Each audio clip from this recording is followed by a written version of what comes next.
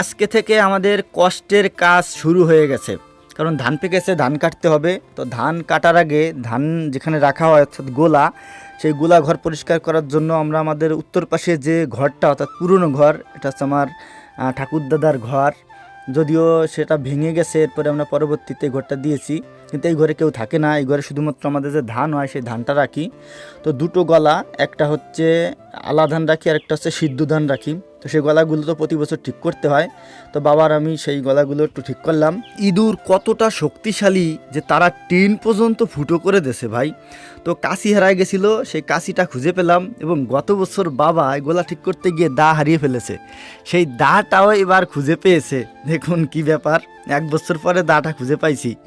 আর এই নিয়ে মা বাবা কত ঝগড়াঝাটি করছে, দা হারাইছো দা হারাইছো। তো ধান শেষ হওয়ার পরে সব কিছু আমরা আবার বস্তায় ভরে উপরে রেখে দিই।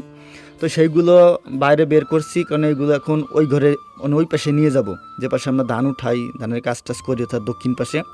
তো বস্তায় ভরা সব কিছু, ওই যে এখানে রয়েছে নেট, তারপরে ধান বোয়া বস্তা, এগুলো রয়েছে।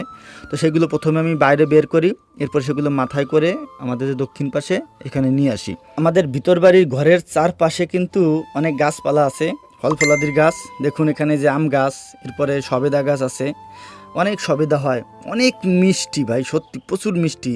এরপরে যে জাম্বুরা হয়েছে, নারকেল গাছ আছে, এই গাছে নতুন নতুন আম হয়েছে, এবার আমলকির গাছ আছে। আর এই পাশে হচ্ছে কামরাঙ্গা গাছ আছে।